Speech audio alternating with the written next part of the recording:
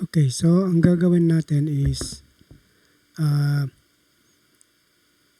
gagawin natin ito, appendage or protruding part ng bahay. So ipapakita ko sa inyo yung maraming paraan kung paano gagawin yan. Ito. So, yun yung gagawin natin. By the way, ito, from the height of the window hanggang doon, that is 200. Ito naman,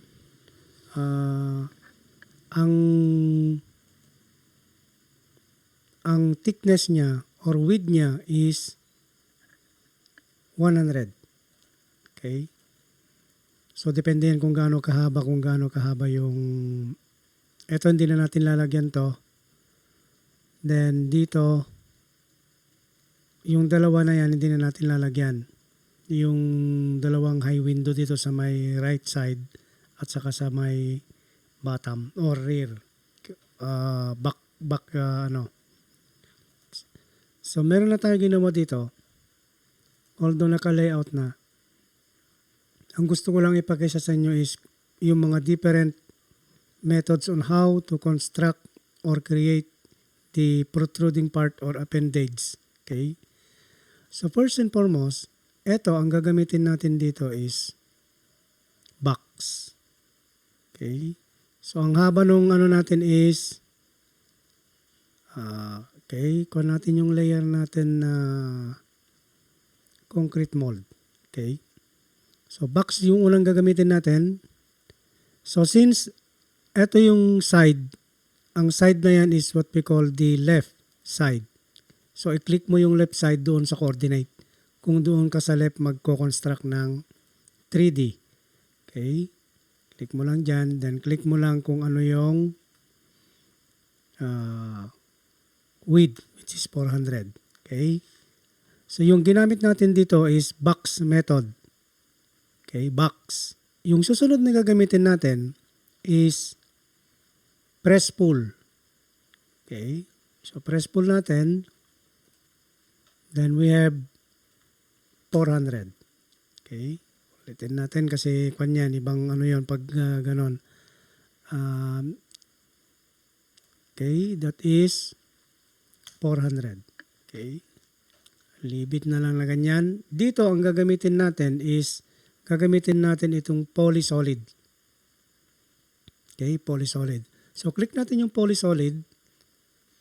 Then, ang gagawin natin dito is naka-word. Balik natin sa word. So, polysolid tayo. Then, click natin itong height, which is 100 ang height. Tapos, ang width is 400. Okay. Enter. Justify natin, ang justification natin is left. Okay, bakit left?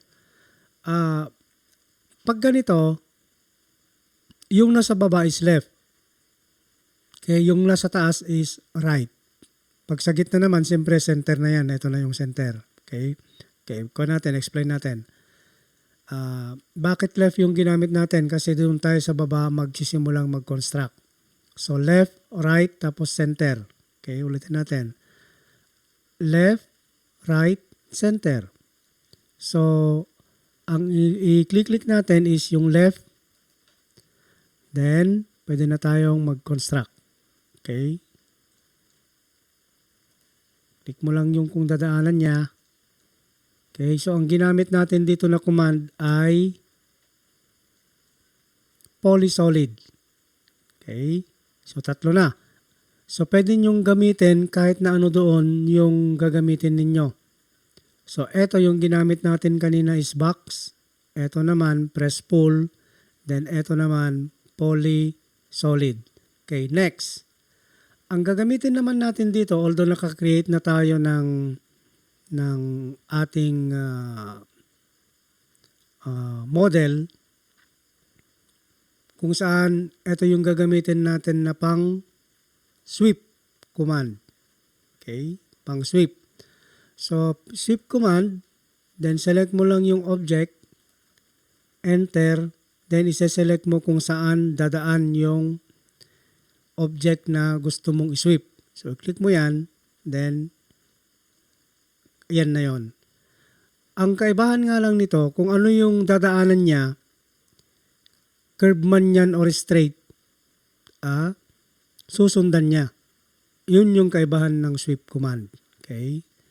So, eto naman, try nating punta sa kabila at the right side. So, eto, ang gagamitin naman natin is click natin ito, gawin nating right. Okay? So, design pa rin, gagamit pa rin tayo ng, for example, line, taas niya is 100. So, kunin muna natin. Line, taas niya is 100 kasi yun yung thickness natin. Okay? So, gagamitin ulit natin dito is box. So, mold ulit, concrete mold. So, box ulit. Then you have to enter kung ano yung length, which is 400. Okay? Let me know your comment kung asan dito ang pinakamadali sa inyo. Okay? Another one. So, box ulit or PL tayo. Okay? This is 100. Then, click mo na lang yan. May extension naman. Then, click mo na lang doon. Then, close. Then, we have press pull ulit. Okay. Then, that is 400. Okay. Then, another one. Ito naman, pwede mong kopyahin yan. So, i-copy mo, for example. Depende na lang sa ano mo, kung ano yung gagamitin mong method ng pag-construct. Okay? Then, press pull mo na lang yan. Anyway, meron ka namang doon sa may dulo doon. Okay? So, yan. Tapos na.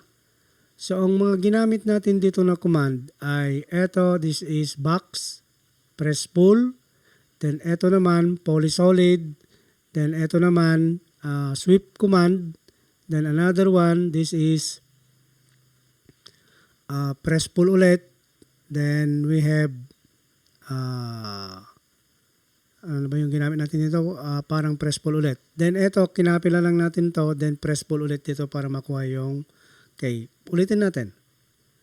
Halimbawa lumampas yan, dapat magkatapat laman yan.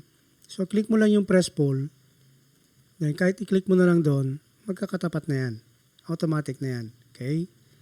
So ganun lang kadali. So kapag inon natin yung 3D wall natin, okay, kapag inon natin yung 3D wall natin, makikita na natin yung naidagdag na design. Okay? O, ayan na. So, subukan naman natin ng extrude. Extrude command. Enter. Okay? So, that is 400. Okay. Ilan yung ginamit natin na command? Yung ginamit natin na command, which is iisa naman yung klase ng ginawa nating object, which is yung protruding part or appendage. Madami. Diba? So, any of those command, pwede mong gamitin kapag gagawa ka ng ganitong object. 3D wall, then, palitan natin yung visual style ng shaded. So, ganyan na yung itsura ng ano natin. So, unti-unti, lumalabas na yung itsura ng ating ginagawang bahay. Okay? So, ganyan. Diba? So, yung susunod na gagawin natin is, okay, ayan na. Medyo lumalabas na yung ating itsura ng ating bahay. Okay. I-omit natin na gagawin or ang susunod natin gagawin is maglalagay ulit tayo ng other design, which is, ang hindi pa natin nagawa is, eto. Tapos yan. This is hats na lang yan doon sa material na ilalagay natin. Then ang susunod, gagawin natin ito. Para mailagay natin dito sa may ports. Pag nailagay na natin yon, susunod na gagawin naman is gagawin natin yung flooring or finished floor level, then saka natin ilagay yung baluster at saka yung mga windows and doors. Pag natapos na yon, gagawin naman natin ngayon yung roof. Okay? So, yun yung magkakasunod na gagawin natin. So, I hope marami na naman tayong natutunan ngayon. Maraming salamat at sana patuloy tayong manood ng ating video tutorial para tayo ay matuto dito sa ating basic AutoCAD lesson. So, thank you.